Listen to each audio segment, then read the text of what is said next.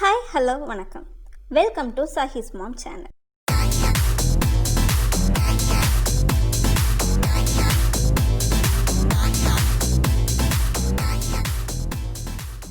எல்லாரும் எப்படி இருக்கீங்க?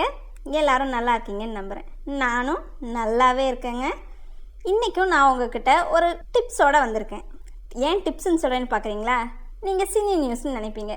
இல்லைங்க, நான் ஒரு ஹெல்த் டிப்ஸோடு வந்திருக்கேன். அதனால தான் டிப்ஸ்ன்னு சொன்னேன். என்ன ஹெல்த் டிப்ஸ் அப்படின்னு கேட்குறீங்களா?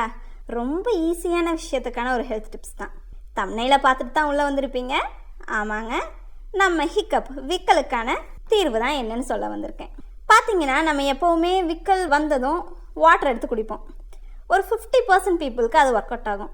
ஆனால் மிச்சம் இருக்க 50% பீப்புள் ரொம்ப நேரம் ஆகும், ரொம்ப கஷ்டப்படுவாங்க. விக்கல் நிற்கிறதுக்கு என்னடா இது அப்படிங்கிற மாதிரி இருக்கும். நமக்கு எப்படியாவது இது நின்னராதா அப்படின்லாம் திங்க் பண்ணுவோம். அப்படியெல்லாம் இருக்கிறவங்களுக்கு தான் நான் இந்த டிப்ஸ் சொல்ல வந்திருக்கேன். ரொம்ப ரொம்ப ஈஸியான விஷயந்தாங்க. நம்ம வீட்டில் மோஸ்ட்டாக எப்பவும் இருக்கிற ஒரு பொருளும் தான். என்னன்னு கேட்குறீங்களா? பனானா தான், பழம் தாங்க.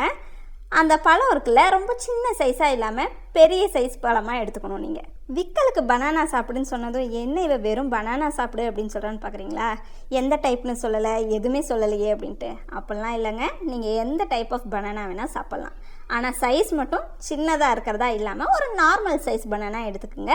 அப்படி ஒன்று உங்கள் வீட்டில் பனானா இல்லை அப்படின்னா, நமக்குன்னு எப்போவுமே சந்து பொந்தில் ஒரு அண்ணாச்சி கடை இருக்க தானே செய்து, அங்கே போய் வாங்கிக்கோங்க.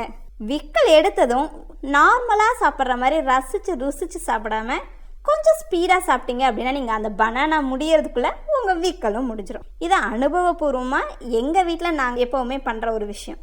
நீங்களும் ட்ரை பண்ணி பாருங்கள். எனக்கு தெரிஞ்சு கண்டிப்பாக ஒர்க் அவுட் ஆகும். உங்களுக்கு எப்படி அது ஒர்க் அவுட் ஆச்சு அப்படிங்கிறதையும் கமெண்ட் செக்ஷனில் சொல்லுங்கள். இன்னும் சுவாரஸ்யமான பல நியூஸோட நிறைய வீடியோஸ் வந்துட்டே இருக்குங்க. அது வரைக்கும் உங்ககிட்ட இருந்து விடை பெறுவது சஹிஸ் மாம். இருங்க போயிடாதீங்க. எப்போ நான் ஒன்று சொல்லுவேன்ல, அதை மறந்துட்டேங்க. வேற ஒன்றும் இல்லை. என்னோட சேனல் சஹிஸ் மாமுக்கும் என் கிட்ஸோட சேனல் சஹி சிசிக்கும் மறக்காமல் சப்ஸ்கிரைப் பண்ணுங்கள், லைக் பண்ணுங்கள், ஷேர் பண்ணுங்கள். ஓகே, பார்ப்போங்க.